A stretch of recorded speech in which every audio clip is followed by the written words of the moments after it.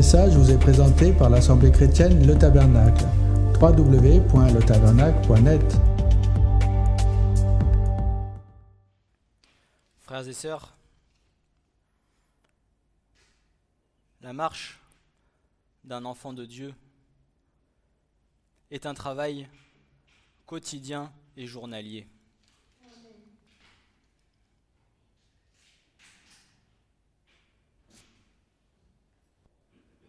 La marche d'un enfant de Dieu est un travail perpétuel, un travail qui ne s'arrête jamais. Jusqu'à notre dernier souffle, le Seigneur aura encore des choses à faire avec nous et le Seigneur fera encore des choses avec nous.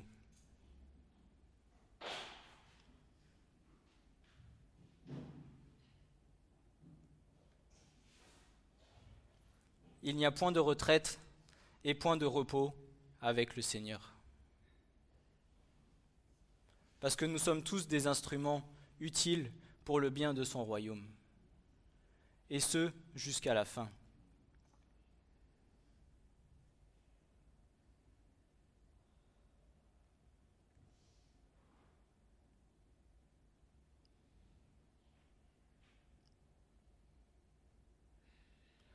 Mais le Seigneur nous demande de marcher sur le bon chemin, sur le chemin étroit et resserré qui mène à la vie éternelle.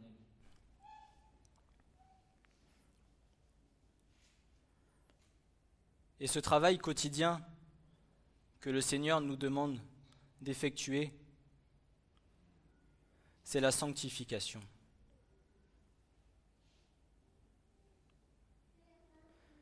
J'ai intitulé ce message « La sanctification sans laquelle nul ne me verra ».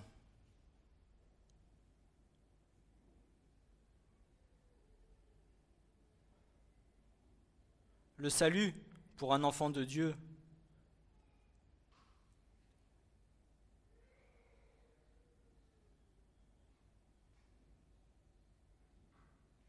n'est pas quelque chose qui se passe à un instant T et qui reste le même jusqu'à la fin de la vie de cet enfant. Mais le salut est un travail qui se fait quotidiennement.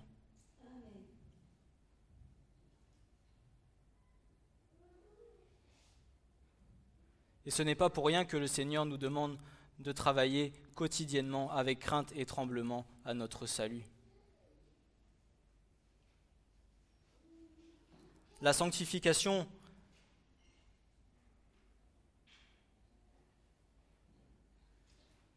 est quelque chose qui se fait tout au long de notre marche. À partir du moment où le Seigneur vient toucher nos vies et jusqu'à ce que le Seigneur vienne nous reprendre. Alors oui, il y a des choses qui vont changer dès l'instant où le Seigneur viendra nous toucher, mais il y aura des choses auxquelles nous devrons encore travailler chaque jour de nos vies jusqu'à la fin.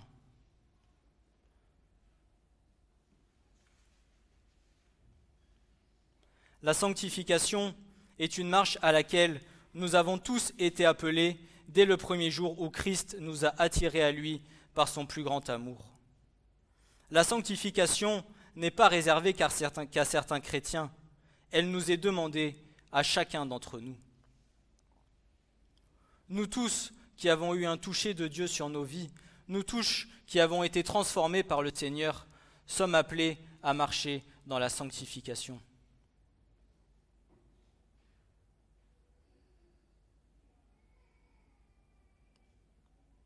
Cela n'est pas réservé qu'à certains serviteurs.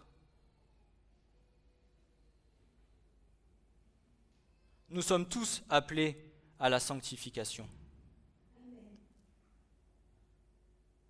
Dès l'instant où nous avons reçu le toucher de Dieu sur nos vies, nous avons été appelés à marcher sur le chemin de la sainteté, sur lequel le Seigneur nous demande de le suivre. Le chemin de sainteté étant celui qui est conforme à la parole de Dieu et sur lequel le chrétien mettra en pratique ce qu'elle demande.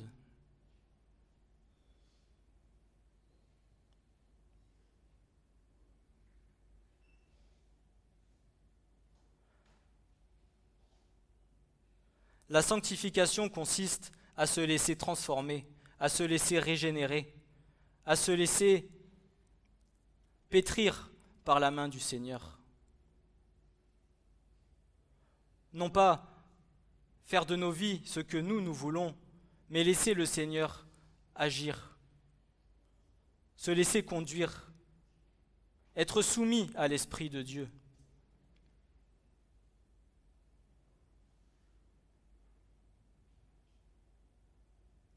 Le chemin de sainteté étant celui qui est conforme à la parole de Dieu, sur lequel le chrétien mettra en pratique ce qu'elle demande. La sanctification n'est pas quelque chose qui est acquis une fois pour toutes, à partir de l'instant où Christ s'est révélé à nous, mais c'est un travail perpétuel tout au long de notre marche, auquel chacun de nous devons travailler jusqu'à notre dernier souffle, afin d'en assurer notre salut.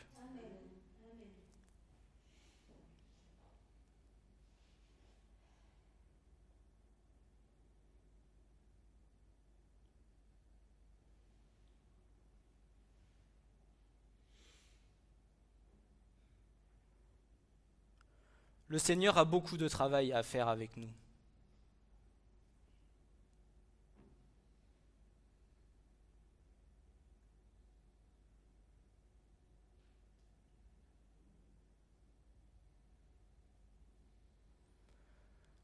Vous savez, l'amour de notre Seigneur est grand et sa miséricorde est grande. Et combien grande est sa patience avec chacun d'entre nous.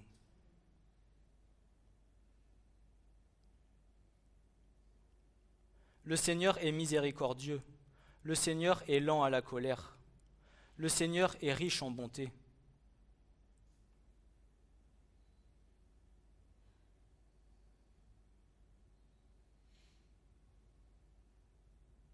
Est-ce que nous avons conscience de la grandeur de son amour ?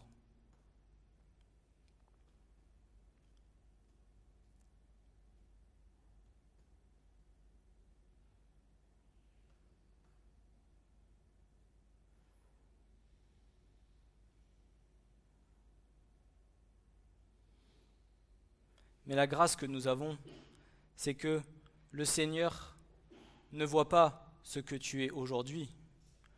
Le Seigneur voit ce qu'il veut faire avec toi demain. Le Seigneur sait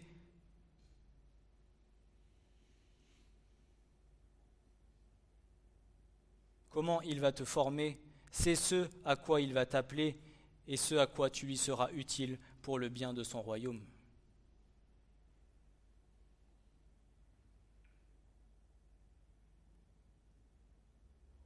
Vous savez, le potier qui va pétrir son vase d'argile,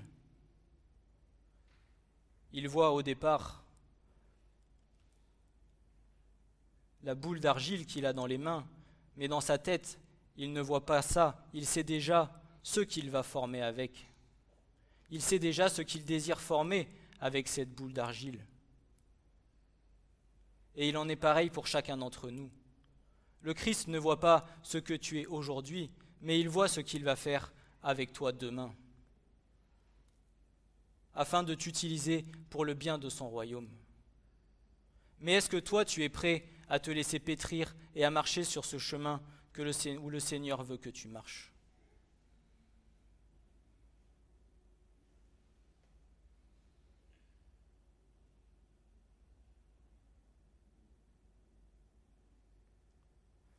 Paul dira, dans Hébreux 12, versets 12 à 14, « Fortifiez donc vos mains languissantes et vos genoux affaiblis, et suivez avec vos pieds des voies droites, afin que ce qui est boiteux ne dévie pas, mais plutôt se raffermisse. Recherchez la paix avec tous et la sanctification, sans laquelle personne ne verra le Seigneur. »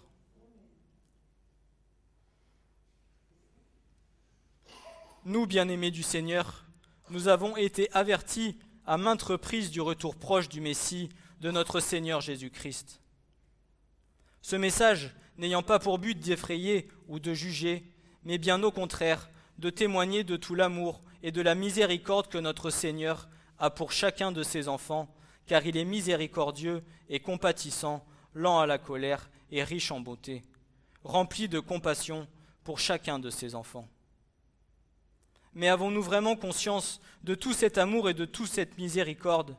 Car bien que nous ayons été avertis et enseignés, nous continuons encore sur certains points à désobéir et à retomber dans les mêmes travers, car notre chair n'est pas encore totalement crucifiée et le péché est encore présent dans nos membres. Bien qu'il puisse nous arriver aussi parfois de ne pas vouloir confesser certains de nos péchés, car nous nous complaisons bien dedans, cela étant contraire à la sanctification.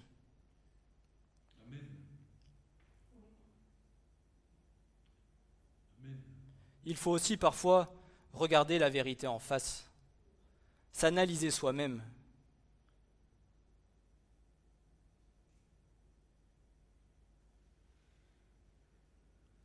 Bien que nous soyons appelés à être saints comme notre Père est saint, nous combattons encore chaque jour contre ce corps de péché. Amen. Et c'est un combat quotidien et perpétuel.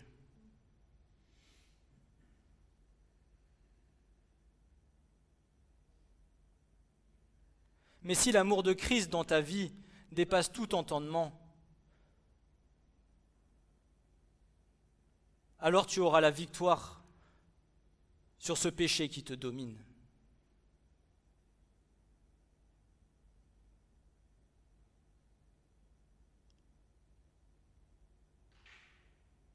Il ne vous est jamais arrivé d'être tenté de vouloir commencer à faire une action qui serait péché contre Dieu, et où avant même que vous ne le fassiez, vous vous dites « Non Seigneur, cela est contre ta parole. Je ne veux pas te désobéir Seigneur, je veux t'être agréable. Alors Seigneur, je veux prendre autorité sur cela et ne point pécher contre toi. »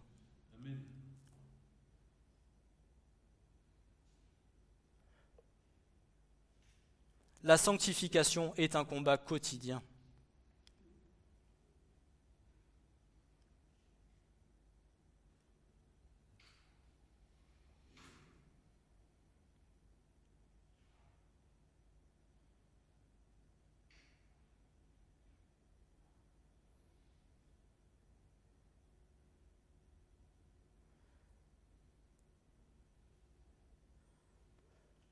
La définition de la sanctification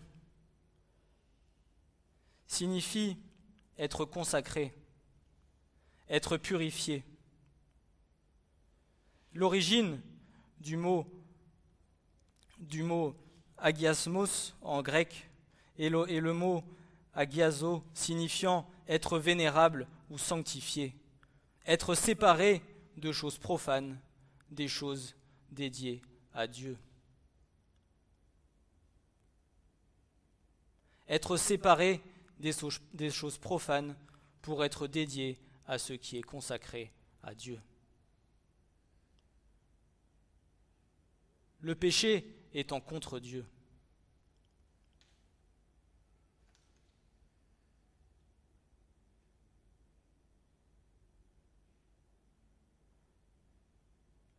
Je sais que parfois, il y a des péchés ou des choses dans nos vies pour lesquelles nous avons du mal à nous débarrasser.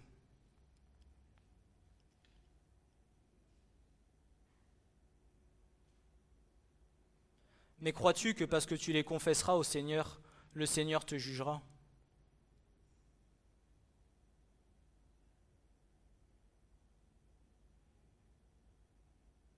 Pourquoi Christ a été à la croix?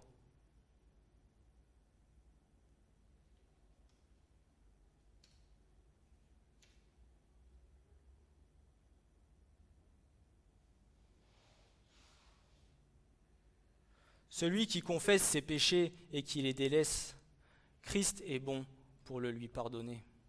Amen. Mais ce que le Seigneur ne veut pas, c'est que tu te complaises dans ses péchés.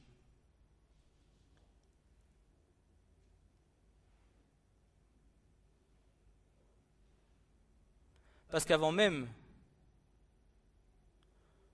que tu ne penses, avant même que tu n'agisses, le Seigneur sait déjà ce que tu fais et ce que tu vas faire.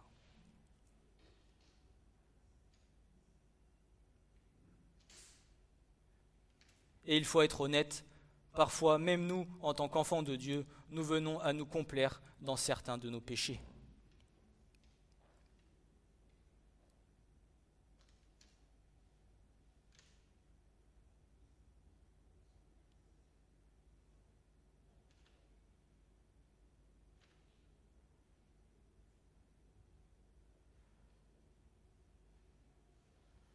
Mais cela est un travail jusqu'à la fin de notre vie. Parce que jusqu'au bout, il y aura des petites épines à ôter, il y aura des petits troncs à arracher de nos cœurs.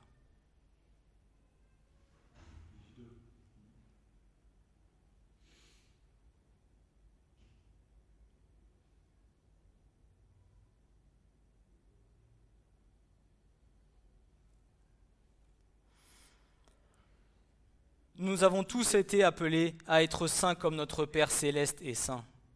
Nous sommes appelés à être séparés du monde en étant mis à part du péché, de sorte que nous puissions avoir une intimité avec Dieu et le servir avec joie.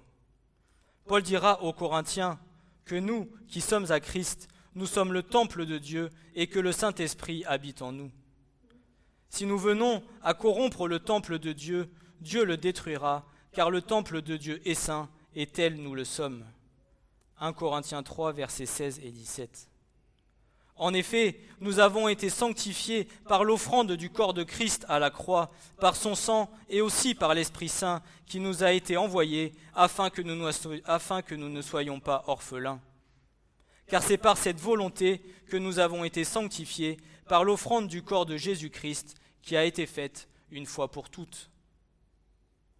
La sanctification est cette œuvre progressive de Dieu et de l'être humain qui nous rend de plus en plus libres à l'écart du péché et de plus en plus semblables à Christ dans le contexte de notre existence quotidienne. Au moment où Dieu nous régénère, il se produit un changement moral dans notre existence. Paul parle du lavage de régénération, c'est-à-dire en nous renouvelant par le Saint-Esprit lors de notre nouvelle naissance. Tite 3, versets 3 à 7 dira « Car nous étions, nous aussi autrefois, insensés, désobéissants, égarés, asservis à diverses convoitises et voluptés, vivant dans la malice et dans l'envie, haïssables, nous haïssant l'un l'autre. Mais quand la bonté de notre Dieu Sauveur et son amour envers les hommes sont apparus, il nous sauva, non sur le principe d'œuvre accomplie en justice que nous eussions faites, mais selon sa propre miséricorde, par le lavage de la régénération et le renouvellement de l'Esprit Saint, qu'il a répandu richement sur nous par Jésus-Christ, notre Sauveur, afin que, ayant été justifiés par sa grâce, nous devinssions héritiers selon l'espérance de la vie éternelle. La sanctification implique le dépouillement du vieil homme et le revêtement de celui qui est nouveau.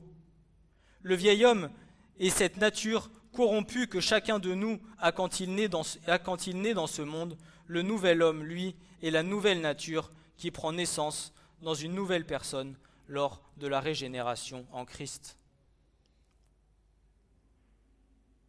Paul dira aux Éphésiens, en Éphésiens 4, versets 17 à 23, « Voici donc ce que je dis et témoigne dans le Seigneur, c'est que vous ne marchiez plus comme le reste des nations marchent, dans la vanité de leurs pensées, leur entendement obscurci, étrangers à la vie de Dieu à cause de l'ignorance qui est en eux, à cause de l'endurcissement de leur cœur, et qui, ayant perdu tout sentiment moral, se sont livrés à la débauche pour pratiquer avidement toute impureté.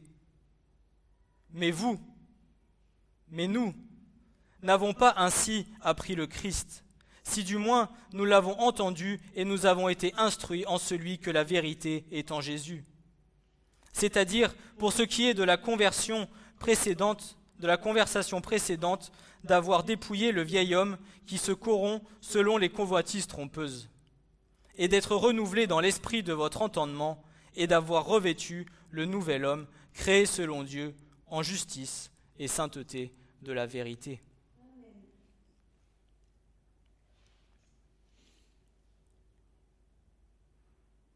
Nous avons été transformés et régénérés lorsque le Seigneur est venu toucher nos vies.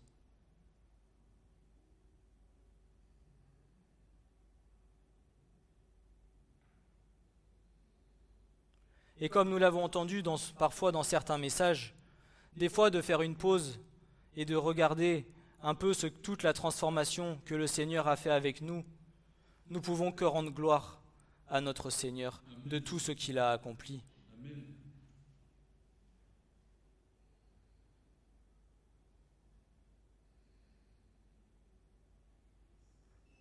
En nous disant, Seigneur, mais que serais-je devenu sans toi ?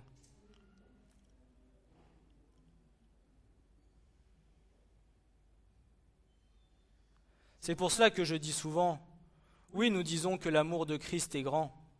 Oui, nous disons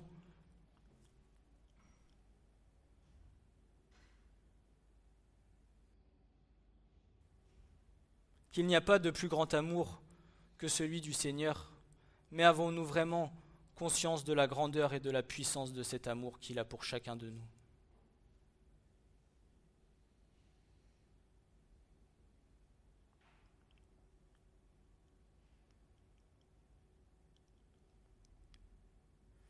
Lorsque Paul parle de se débarrasser de ce vieil homme, il ne veut pas dire que celui-ci est détruit.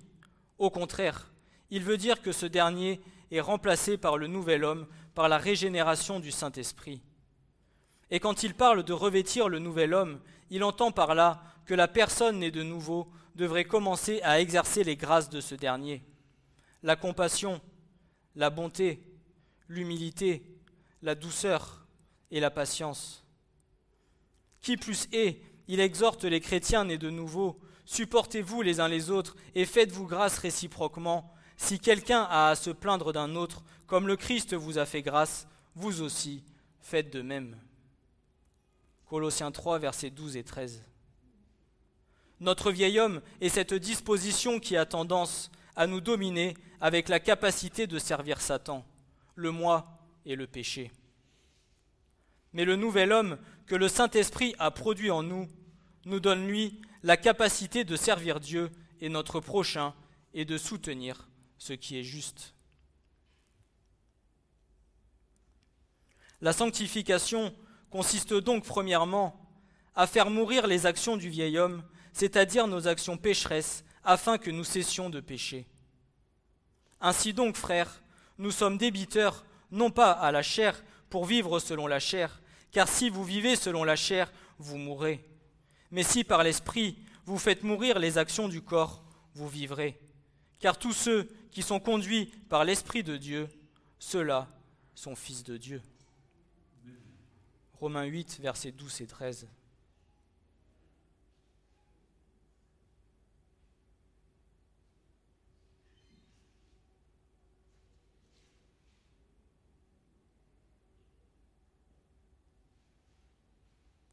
Au plus nous serons remplis du Saint-Esprit, au plus nous nous laisserons remplir, au plus nous travaillerons à notre salut, au plus il nous sera facile de combattre contre la chair.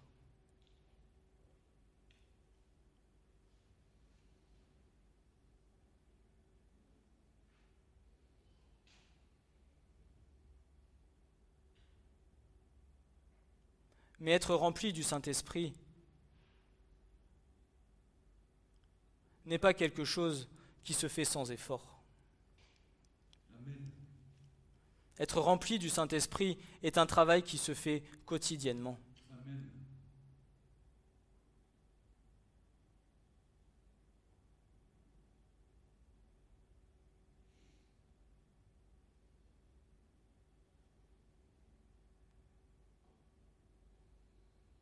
Et c'est pour cela qu'aujourd'hui je demande au Seigneur que tous ceux qui travaillent énormément, que tous ceux qui sont tellement pris par le quotidien, par le travail, par la vie professionnelle, que le Seigneur puisse à chacun de nous donner du temps et nous libérer du temps pour pouvoir passer davantage de temps dans la présence du Seigneur. Amen.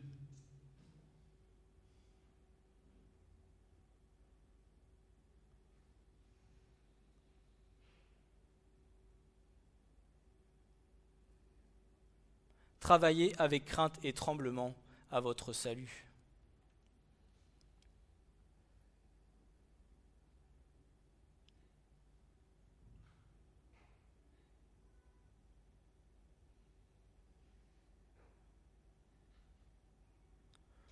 Nous prenons du temps et nous travaillons pour pouvoir subvenir aux besoins de notre maison et de notre foyer.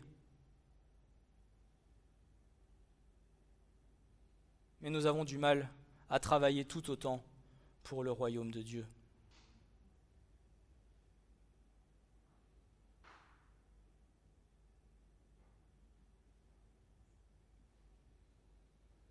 Et depuis le départ que je dois servir le Seigneur, cela est un combat pour moi, parce que j'aimerais pouvoir consacrer davantage de temps et presque plus de temps au Seigneur que pour ma vie professionnelle. Mais ce monde va à 2000 à l'heure. Le temps s'accélère. On n'est même pas dimanche qu'on aura l'impression que la semaine prochaine on sera déjà ensemble et qu'il se sera passé 2 jours entre les deux.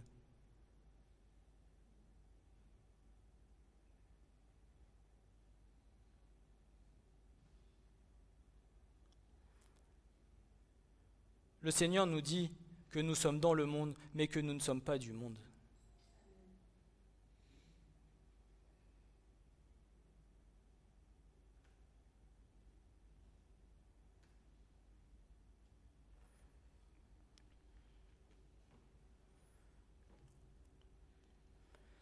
C'est pour cela que je dis que la sanctification est un travail quotidien et perpétuel jusqu'à la fin de nos vies. Mais pour être transformé et être sanctifié, il nous faut pleinement être remplis de l'Esprit de Dieu.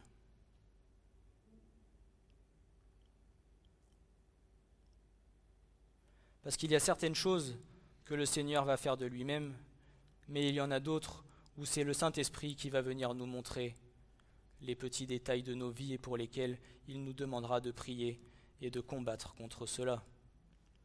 Mais si tu n'es pas rempli du Saint-Esprit et que tu ne passes pas suffisamment de temps devant le Seigneur, comment veux-tu que le Seigneur te parle et te montre tout ce qu'il y a à changer pour ta vie ?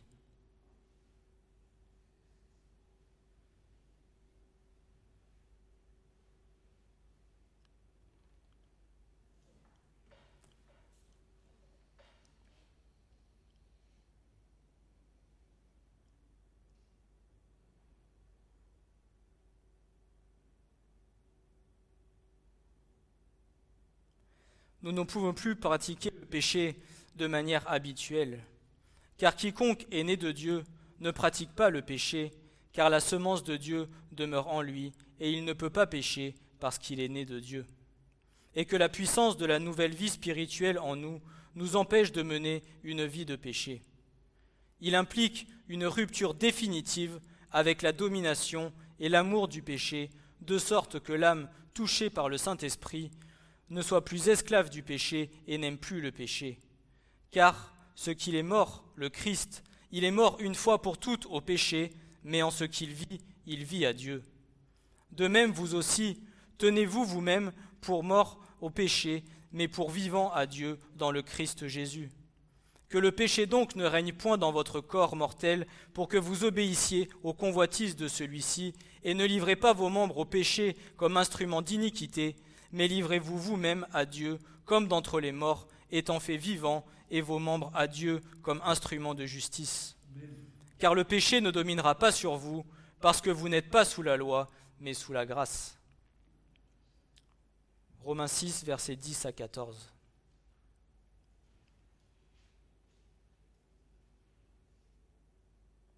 D'un côté, nous ne pourrons jamais dire « Je suis totalement libre du péché », parce que nous travaillons chaque jour à la sanctification et elle ne sera jamais achevée.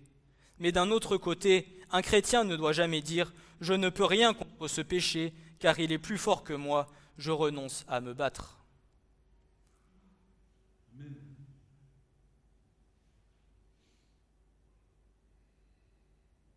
Ne dis jamais « Seigneur, j'abandonne ». Mais persévère dans le combat, persévère dans la prière. Sinon, Ce n'est rien d'autre que de donner victoire à l'ennemi sur ta vie. Dire une chose pareille, c'est reconnaître la domination du péché en donnant victoire et accès à l'ennemi sur nos propres vies. C'est s'avouer vaincu et accepter qu'il règne dans notre corps. Et tant que nouvelle créature, nous pouvons au contraire remporter la victoire sur le péché en la personne de notre Sauveur Jésus-Christ. Par l'Esprit, nous sommes rendus capables de ne pas pécher, sans toutefois être entièrement libérés de la tentation et du péché. Si nous voulons vraiment lui appartenir, alors il nous faut être purs en pensée, en parole et en action. Cette séparation du péché se reflète à sa sainteté morale, ce qui signifie qu'il est complètement séparé du péché.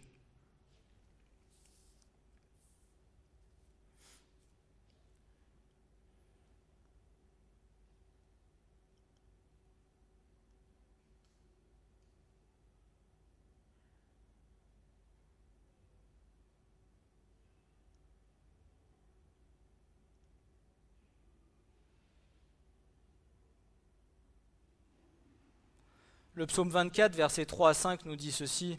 « Qui est-ce qui montera en la montagne de l'Éternel, et qui se tiendra dans le lieu de sa sainteté? Celui qui a les mains innocentes et le cœur pur, qui n'élève pas son âme à la vanité et ne jure pas avec fausseté, il recevra bénédiction de l'Éternel et justice du Dieu de son salut. » Lorsque nous recevons le toucher de Dieu sur nos vies, nous recevons alors la puissance de Christ pour résister au péché, pour y mourir quotidiennement en mettant à mort les mauvaises actions du corps et pour vivre une nouvelle vie en obéissance à Dieu. Nous sommes morts au péché par le baptême d'eau en proclamant sa mort au péché et nous engageant à le rejeter et à vivre et marcher pour le Christ. « Moi, je leur ai donné ta parole, dira Jean, et le monde les a haïs, parce qu'ils ne sont pas du monde, comme moi je ne suis pas du monde. Je ne fais pas la demande que tu les ôtes du monde, mais que tu les gardes du mal. Ils ne sont pas du monde, comme moi je ne suis pas du monde. Sanctifie-les par la vérité, ta parole est la vérité. Comme tu m'as envoyé dans le monde, moi aussi je les ai envoyés dans le monde, et moi je me sanctifie moi-même pour eux, afin qu'eux aussi soient sanctifiés par la vérité. » Qui est la vérité?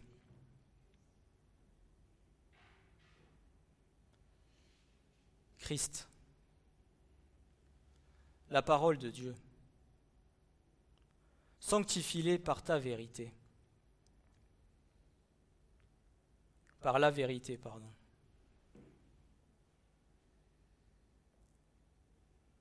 Par la parole.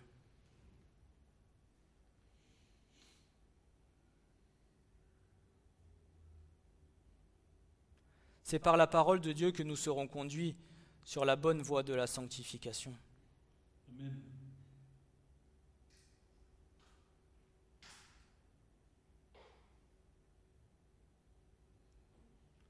Je l'ai déjà dit et je le redis, n'obéis pas aux hommes, mais obéis à Dieu.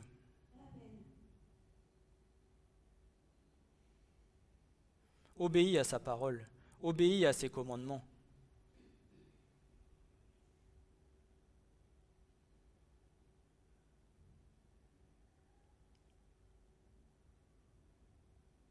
Et par sa parole, le Seigneur éclairera tous les petits recoins de ta vie qu'il y a encore à transformer et qui ne vont pas.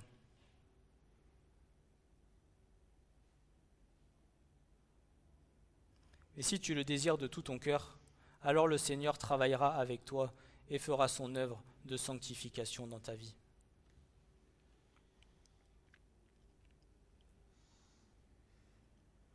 Si nous sommes appelés à marcher avec crainte et tremblement à notre salut, ce n'est pas sans raison. Notre salut étant celui par lequel nous sommes délivrés de l'esclavage et de la puissance du péché, séparés des habitudes coupables de ce monde et renouvelés à l'image de Christ. Cela produit en nous le fruit de l'Esprit et nous permet de vivre dans la sainteté, la victoire et la consécration à Dieu. L'apôtre Paul explique aux Philippiens que Dieu agit en eux pour produire à la fois le vouloir et le faire, conformément à son projet bienveillant. Dieu les sanctifie, il les pousse à désirer sa volonté en même temps qu'il leur donne le pouvoir de l'accomplir. Il leur dira dans Philippiens 2, versets 12 et 13, « Ainsi donc, mes bien-aimés, de même que vous avez toujours obéi, non seulement comme en ma présence, mais beaucoup plus maintenant en mon absence, travaillez à votre propre salut avec crainte et tremblement, car c'est Dieu qui opère en vous et le vouloir et le faire selon son bon plaisir. » Frères et sœurs, il nous faut comprendre que notre sanctification en dépend de notre salut. Pour travailler à celui-ci, nous devons résister au péché de toute forme qu'il soit, que ce soit physique, les vols, les adultères, les fornications, les meurtres, etc., mais aussi sous forme de pensée, les mensonges, les convoitises, les mauvaises intentions, les jalousies, et nous devons obéir au désir du Saint-Esprit en nous.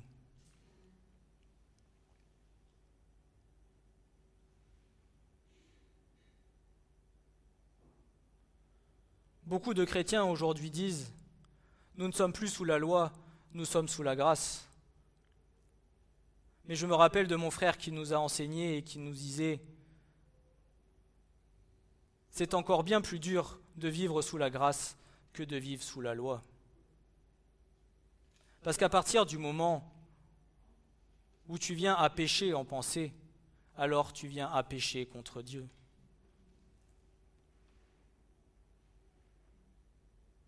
Celui qui vient à convoiter la femme de son prochain est déjà en état d'adultère. Si tu viens à convoiter le bien de ton frère ou de ta sœur, tu es déjà en état de convoitise.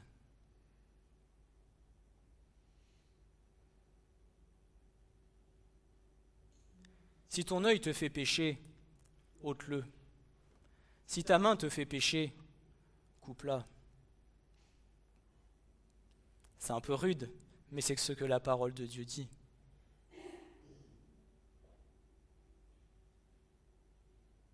Mais si déjà tu as conscience des difficultés que tu as dans ta vie pour ne point pécher contre le Seigneur et que tu es prêt ou prête à te laisser transformer par lui, alors attends-toi à ce que le Seigneur le fasse.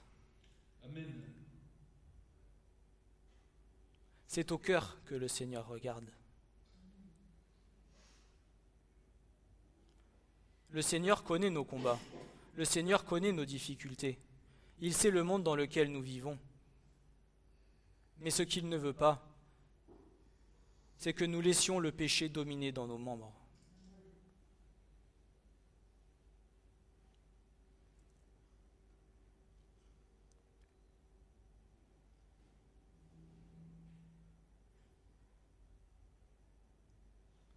Cela implique un effort soutenu dans l'emploi de tous les moyens prévus par Dieu pour vaincre le mal et révéler la vie de Christ. Ainsi, le fait de travailler à notre salut insiste sur l'importance de la sanctification. Nous travaillons à notre salut en nous approchant constamment de Christ et en recevant sa puissance qui produira en nous le vouloir et le faire selon le bon plaisir de Dieu. Ainsi, nous sommes ouvriers de Dieu et nous travaillons activement au parachèvement de notre salut qui aura lieu dans les cieux. Le rôle de Dieu consiste avant tout en ce qu'il rend possible notre sanctification. C'est plus particulièrement le Saint-Esprit qui agit en nous pour nous changer et nous sanctifier et qui produit en nous les fruits de l'Esprit, ces traits de caractère qui sont les signes d'une sanctification de plus en plus profonde. Notre rôle en tant qu'enfant de Dieu est à la fois passif et actif. Nous dépendons de Dieu pour notre sanctification et nous nous efforçons de lui obéir. Du côté passif, Paul nous invite à faire confiance à Dieu ou à prier pour notre sanctification. Je vous exhorte donc, frères, par les compassions de Dieu, à présenter vos corps en sacrifice vivant, saint, agréable à Dieu, ce qui est votre service intelligent. Et ne vous conformez pas à ce siècle, mais soyez transformés par le renouvellement de votre entendement, pour que vous discerniez quelle est la volonté de Dieu, bonne et agréable et parfaite. Romains 12, versets 1 et 2. Quant à notre rôle actif, il revêt de multiples aspects effort, refus du péché, développement d'attitudes et de comportements. Notre être tout entier est ainsi touché par la sanctification. Notre intellectuel, notre connaissance, nos sentiments, nos désirs, notre volonté, notre esprit, notre corps. Et Jean nous dit « N'aimez pas le monde, ni les choses qui sont dans le monde, parce que si quelqu'un aime le monde, l'amour du Père n'est pas en lui. Parce que tout ce qui est dans le monde, la convoitise de la chair et la convoitise des yeux, et l'orgueil de la vie n'est pas du Père, mais est du monde. Et le monde s'en va, et sa convoitise, mais celui qui fait la volonté de Dieu demeure éternellement. »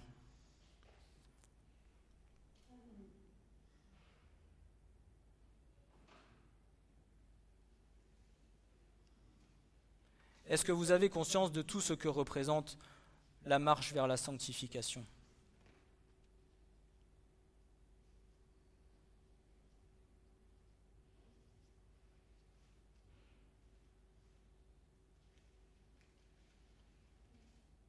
J'en ai pas fini avec le message.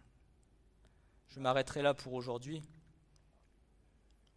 Mais il y a encore bien des thèmes que nous aurons à aborder.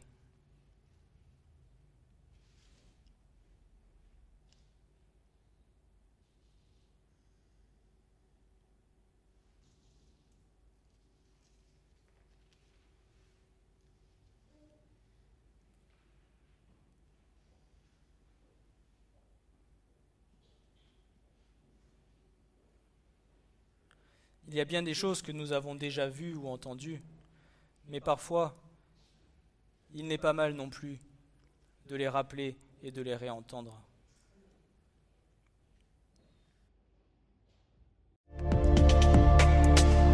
Ce message vous a été présenté par l'Assemblée chrétienne Le Tabernacle. www.letabernacle.net